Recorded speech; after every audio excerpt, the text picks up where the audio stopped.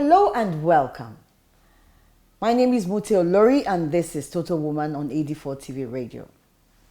2022 in Nigeria, being a pre-election year, is defining in many aspects, especially politically. This year, activities will be geared up in preparation ahead of the 2023 general elections that will produce elected leaders across the three levels of federating structure of government in Nigeria. As 2023 draws near, it is important to note that following international standards, both men and women should have equal rights and opportunities to everything worldwide, most especially to participate fully in all aspects and at all levels of political processes. Globally, women constitute almost half of the world's population. In Nigeria, women constitute 49.6% of the population, according to live data from Countrymental. With this population, they also contribute in vital ways to societal development. Over time, Nigeria has been recording low participation of women in both elective and appointive positions. However, concerted efforts have been made by government and non-governmental organizations to increase the level of participation of women in politics in line with the declaration made at the 4th World Conference on Women in Beijing, which advocated for 35% affirmative action. So come 2023, Nigerians hope to see more women participating in politics and voting especially, but how can this be achieved? So today on the program, I have a guest who will speak to us on measures to attract more women into politics and of course participating in voting processes come 2023. My guest is the founder president of the League of Women Voters of Nigeria, with presence in all the 36 states of Nigeria and the Federal Capital Territory. She's currently a member of the Board of Trustees of the People's Democratic Party and also a member of the Adversary and Peace Building Council of Delta States of Nigeria. Please join me to welcome Honorable Dame Esther Oduwele. You're welcome on the program, ma'am. Thank you very much. Good to see you. Thank you so much for honoring us. Okay, so let's look at 2023 is here. How far do you think we have prepared for 2023? Thank you very much. We have not prepared enough. I can in fact say that we are not prepared. We are preparing, but we cannot say we are prepared. Certainly the women, no women's group can do it alone. And the women alone cannot do it. So we need both the men and the women to do it together.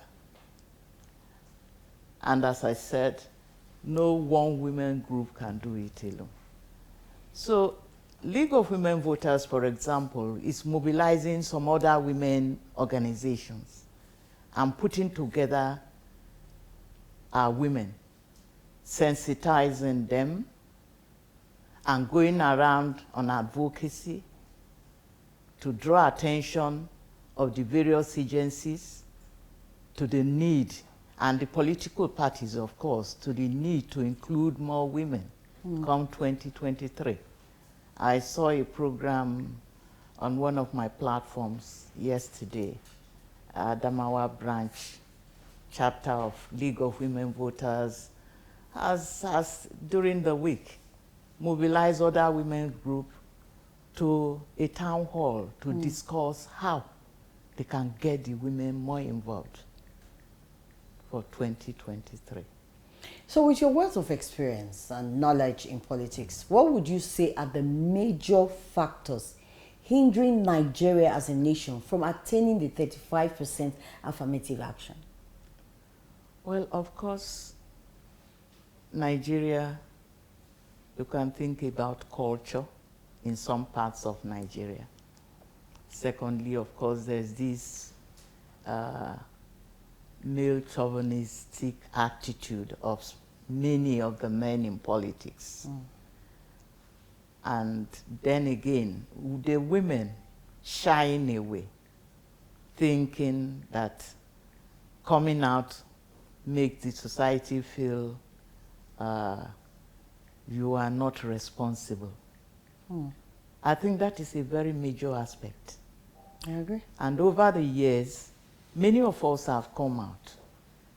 Especially I have encouraged married women, responsible married women, to come out and show the younger ones that you can be in politics, hold your own, hold your dignity, and be able to mentor the younger ones coming up so that they can participate. And in actual fact, don't forget, participation doesn't mean you must run for election. You can come and play a vital role, hold your own, make useful contribution, and mobilize people so that if you don't run election, but at the end of the day, people can see that you have been instrumental to the success of the party, and therefore you can be penciled down for some appointment, useful appointment. So apart from culture, religion, and then the women themselves not participating fully or coming out, you know, because of the, what do I call it, the male chauvinistic attitude, what else do you think has deprived us as a nation for attaining this 35%? Also, of course, there is the fact that the women are not empowered, they don't have funds, while you find that politics takes a lot of money. To build a structure, you need a lot of funds, and the women don't have these funds. The men have funds. If a woman cannot compete with a man for a position, because if you think of how much you require to run for that particular position, you see that the woman hasn't got enough savings for that and hasn't got enough support for it. So there's the issue of funding as well, which is there. And of course, the fact that somehow the women have not got that confidence that a woman can do it. And so many women many times prefer to support a man. But now we are beginning to change that attitude. We are beginning to make them see the reason why they should support a woman who is qualified. I'm not just saying just any woman. No, a woman who is qualified. And that's why you find also that the League of Women Voters is coming out to sensitize the women, educate them, tell them how they can go about it, how they can become, qualified for these positions. So it's not just declaring that you want to run for an office, or you have to be sure that you are qualified, you have what it takes, and that you can withstand all the rigors and all the, criticisms. Now, listening to you talk about rigors, criticisms, and most of the things you went through, funding, but let's see, you've been able to, you rose within the ranks, you've held a lot of political position, and you've gotten to this stage that you're a member of the board of trustees of the political party. Did you need money? How did you go through, survive it, and get to this position and be very active when it comes to the decisions of politics in Nigeria? Well, of course, don't forget, I retired as a permanent secretary from the civil service, and it's after retirement before I went into politics. So whatever I had as savings after retirement, and supported by my husband as well, I decided to start the politics, to build my structure, and even had to sell property, sell my land, sell house, just to be able to contest an election and to be able to support some other younger ones who were trying to contest. It takes a lot. And like I said, it's not too easy. It is not too it is not too easy for a woman. So we tried our best, but at times you find that even no matter how much you try, the men are determined to have it all. There is this idea of even pushing you out through zoning. They can zone you out. They can zone you out. If they see you are a very strong character, if they see that you have a structure that's impregnable, somehow you can be zoned out. It can be said that your zone is not supposed to produce the candidate for this time. But then that's again why I said the women alone cannot do it. The men have to support them. Thank God we have a lot of men nowadays, the he's for she, who believe in the worth of women, who believe in the ability of women. And some of them even feel that the women at times are more forthright and more reliable. And therefore they are ready to support the women. And that is why I feel that going towards 2023, we need the men. We need to support the women. Don't forget, these women can be your sisters, your wives, your aunties, your mothers. So, however you do it, it could still come to your families. More importantly, they are there. They are a strong voice if you allow them be, and they are objective. They look at things more dispassionately and bringing out what they believe should aid this country, help us rebuild this country, Nigeria, and move forward. Wow, you heard it. Women are more objective. Women are strong characters. And then supporting the women means supporting, you know, your constituency and your family. So it doesn't really have to be just you, but we need to work together as citizens of a country to see that we move the women forward. I'll take a short break. We're still talking about women in 2023, our roles in the political processes coming up for our nation, Nigeria. And my guest is the founder and president of the League of Women Voters of Nigeria, Honorable Dame Esther Odoye. I'll take a short break and I'll be right back. Please don't go anywhere. AD4 TV Radio, we focus on education with emphasis on research and innovation, science and technology, women and girl child education, children, health, youth and sports, socio-political and economic reforms, security, environment, entrepreneurship, and entertainment. We'll give you information at your fingertips. Learn on the go. Follow AD4 TV Radio on Facebook, Twitter, LinkedIn, Instagram, and YouTube.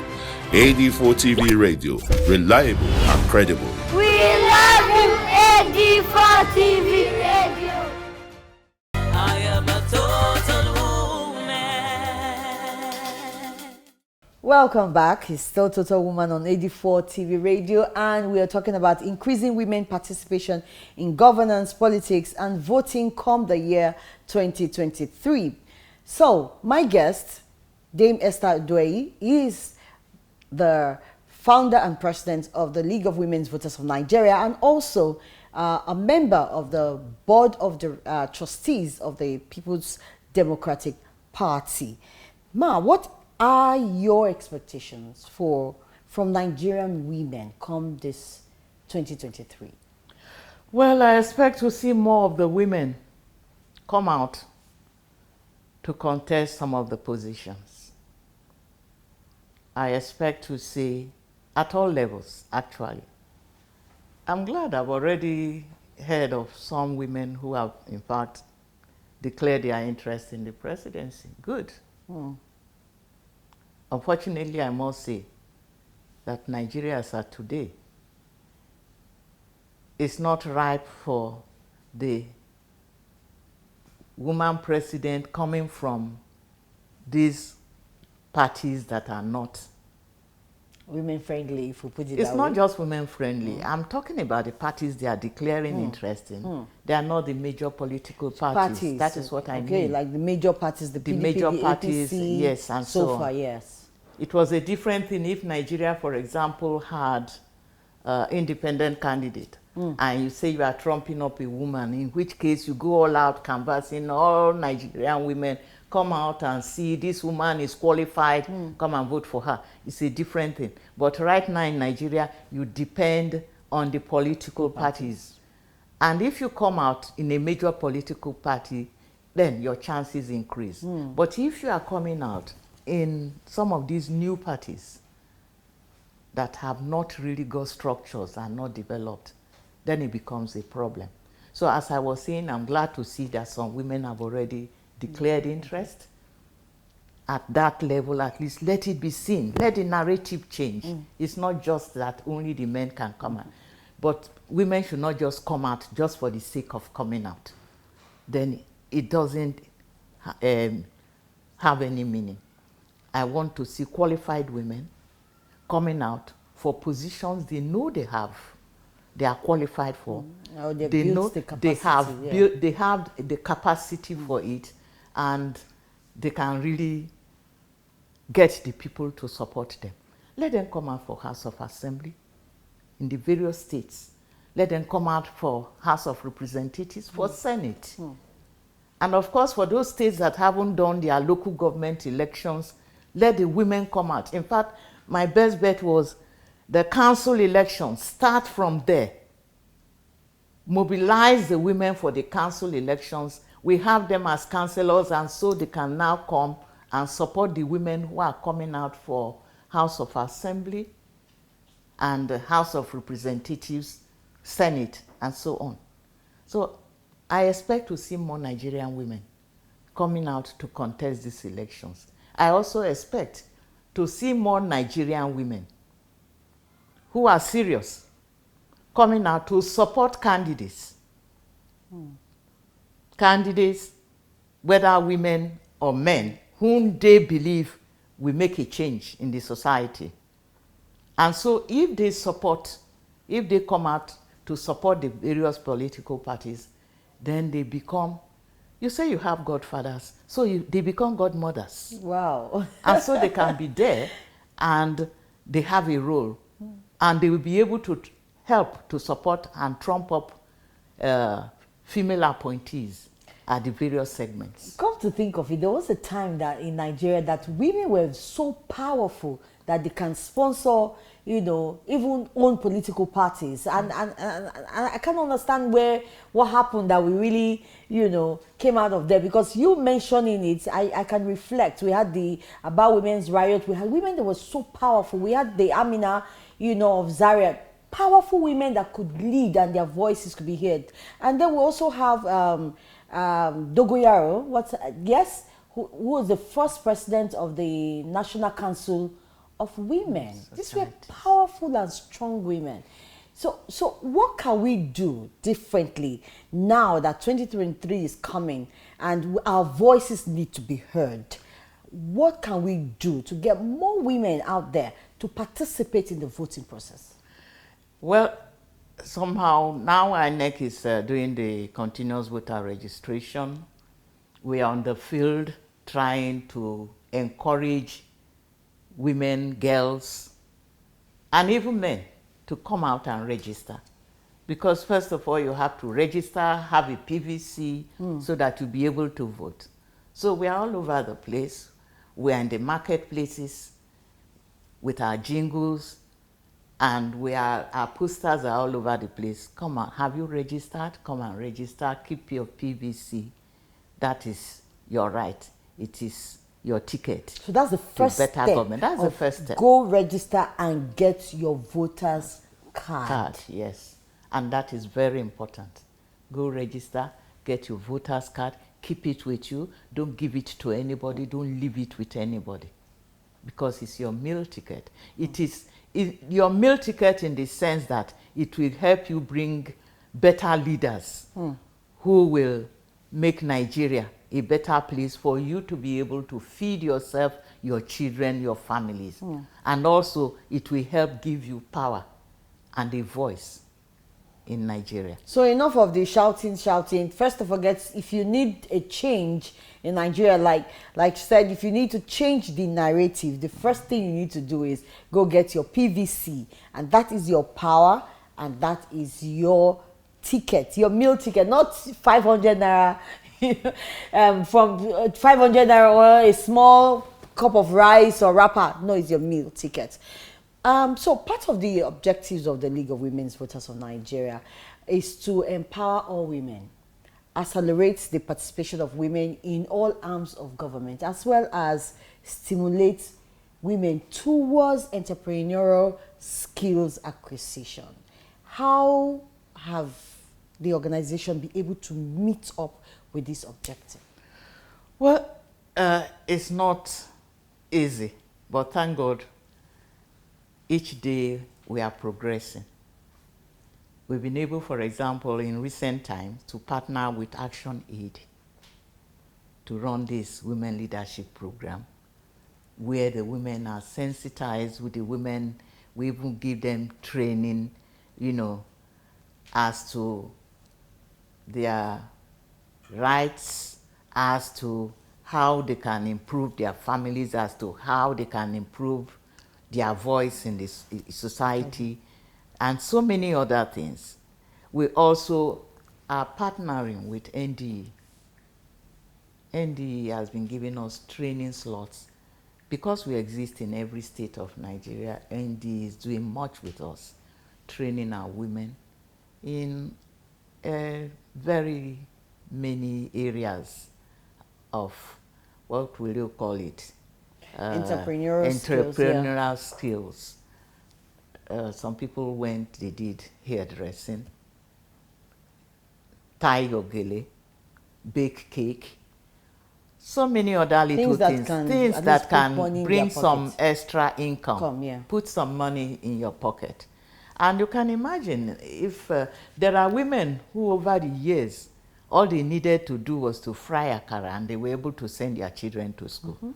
So if these women can do some of these other things, even higher than just frying akara, then they can make some money for their families and they can put some aside. There are those also who have been being trained in agricultural skill so that it aids them, it helps them in their farming. And of course, don't forget that women are more of the farmers. Exactly. And the end product, so women, 70% of women, in small scale, medium, and yes, so there. We are also trying to use that partnership with NDE to get the women better equipped. In addition, we are going in partnership with BOI to see how they can support our women in running, in setting up some, will I say, industries or factories for manufacturing. These are areas we think so far we've tried to venture to help our people. But more importantly, our partnership with Action Aid has been very rewarding.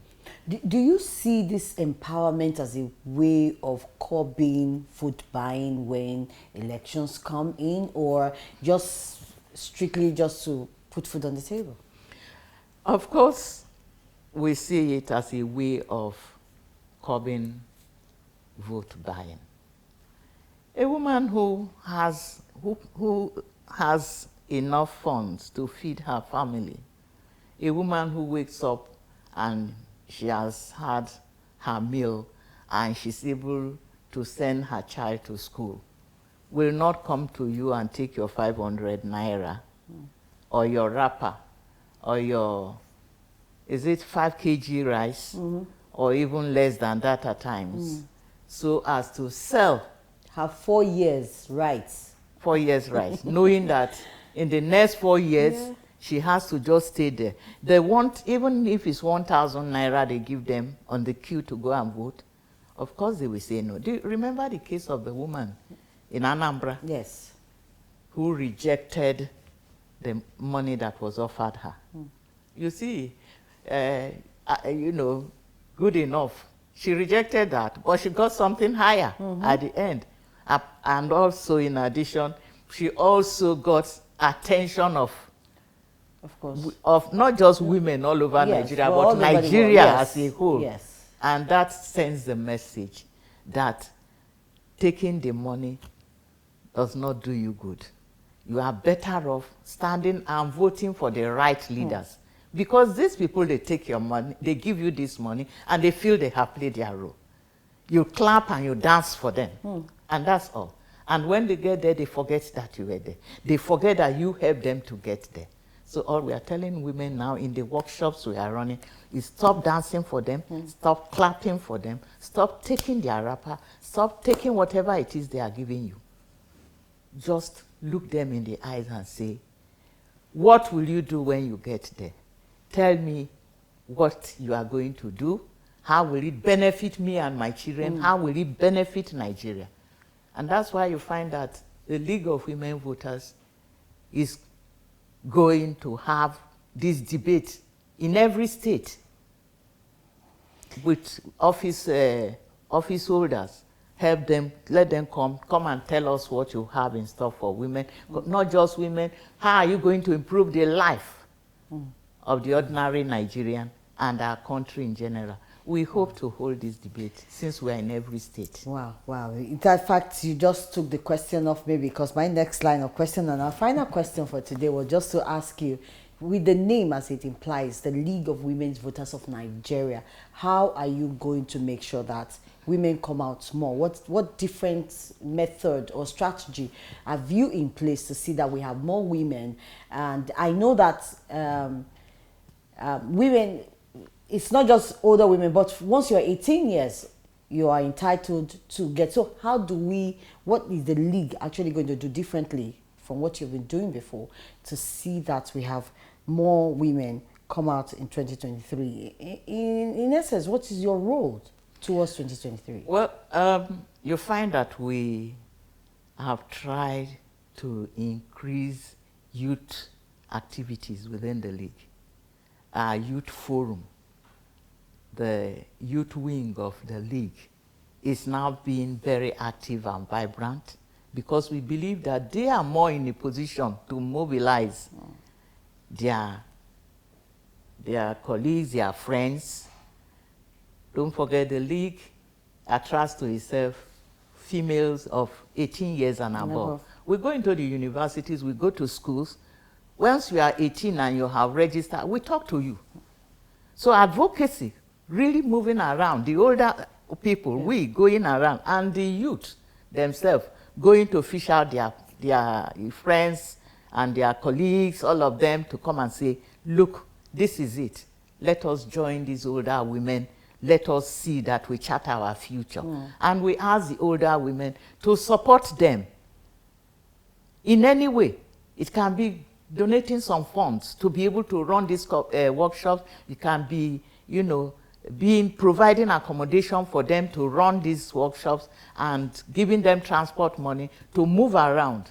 But it is very important that we go that extra mile. Thank you so much, Ma. One final word. Code of conduct is very key during election periods. How do you think we should conduct ourselves during this period? As your final word to Nigerian women.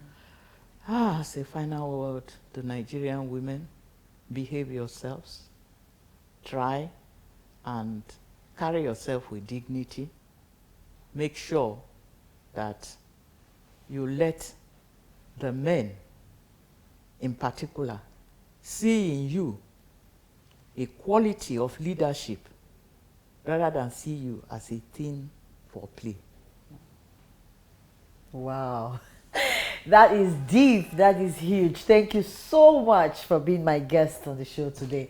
I've learned a lot, and then coming from you, I know that the Nigerian woman will be ready to take the bull by the horn and do something different. Electoral participation can take multiple forms that contributes to the realization of civic and political rights. And so voters and candidates exercise respectively your vote counts, and I want you to see it from that point of view. So let's go out and represent, you know, our women folk, and also see how we can get the men to be part of putting women in their rightful position. So thank you so much once again for being my guest. All right, I'll see you again next week. My name is Muti Olori, and God bless you. Bye-bye.